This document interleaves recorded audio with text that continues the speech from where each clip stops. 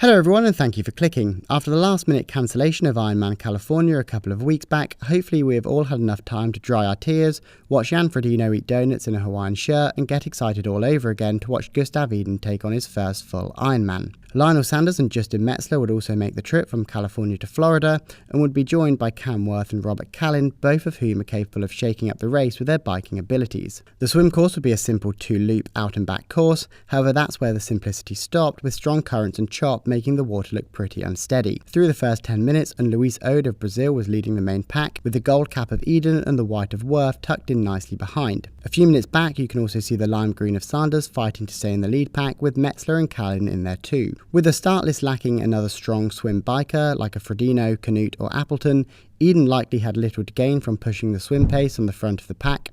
Regardless of how hard he worked on the swim, he'd almost certainly be seeing Sanders and Worth at some point on the bike. This, combined with the currents, meant the pro men all finished the first lap together. A gap of a few metres opened up to Sanders, but he does well to close much of it before the re-entrance to the water, and everyone starts the second lap as they finish the first. Tearing through the massive age groupers, the second lap played out very similar. A few more gaps began to open up, but these are only very minor.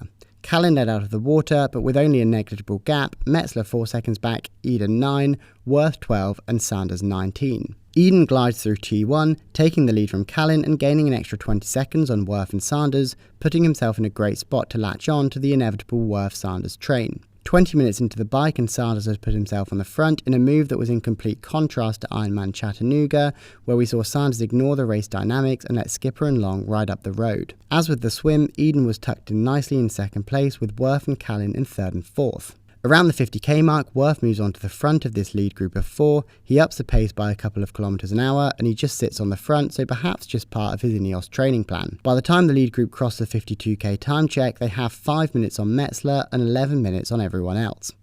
Arnaud Guillot of France, who must have been having some problems with his timing chip as he wasn't on any of the splits, had quietly worked his way up to this lead group from a 1-minute deficit out of the swim, so a great effort from him to make up the ground on this pack. This lead group stayed together as we near the halfway mark, at which point Cam Worth decides to call it a day, having woken up feeling unwell the morning of the race. Interestingly though, it has mainly been Sanders and Worth doing the work on the front so far. Eden has been doing a really good job of putting out the power he needs to stay up here, but otherwise has kept pretty quiet. At this point, this group of Sanders, Callin, Eden and Guillot are very comfortably leading the race.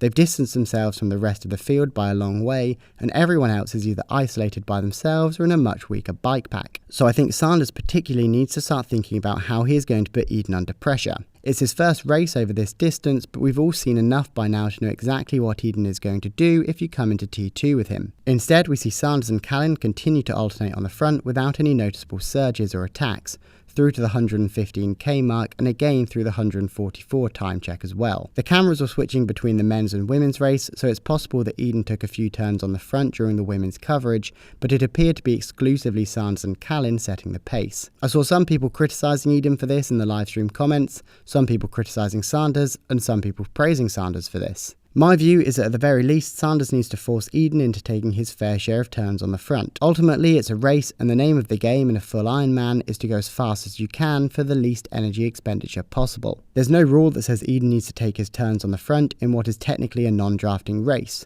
so Sanders and Callin need to take matters into their own hands if they want to get rid of him before T2, and if they're not strong enough to do that, they need to stop giving him a helping hand by allowing him to remain in his sheltered spot in third wheel. That's just my opinion though, let me know what you think in the comments below. One thing I will say though is Sanders is looking a lot more aero than I've seen him in the past. Around the 150k mark we do see Callin make a move away from this lead group of 4. This would have been a good opportunity for Sanders to make an attack himself or sit up and put the onus on Eden, but both Eden and Guillot remain glued to Sanders' wheel and let him do the chasing. By the 166k mark, Callin has a promising 20-second gap, at which point Metzler suffers a shredded tyre and is forced to wait for upwards of 30 minutes for a spare wheel. Callin manages to grow his gap to 1 minute over the final 20k and uses it to take a quick toilet break in T2. Meanwhile, Eden and Guillot, who have been sat on Sanders' wheel for 180k, have the cheek to pass him at the last minute and lead him into T2. Eden, Sanders and Callin leave T2 together, but almost immediately it becomes apparent that this is going to be a 2-horse race. Eden and Sanders cover the first 5k in around 17 minutes, with Eden still glued to Lionel's shoulder half a metre back. This dynamic continues through 10k, through 15k and through the half marathon point in 1 hour 15. 2:15, at which point they have around 8 minutes on Callan and Guillaume in 3rd and 4th,